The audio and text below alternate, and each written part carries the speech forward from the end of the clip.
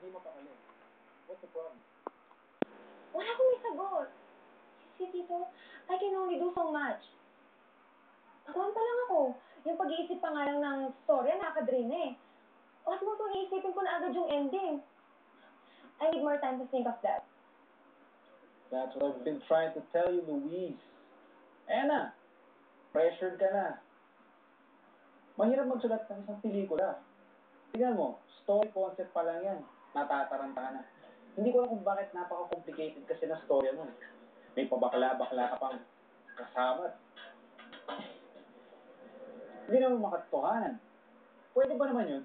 Isang bakla, ma-inlove sa isang babae, at isang babae, ma-inlove sa isang bakla? It's impossible. Sir, posible po yun. Sa katunayan nga po, bakla po yung ama ng mga anak ko.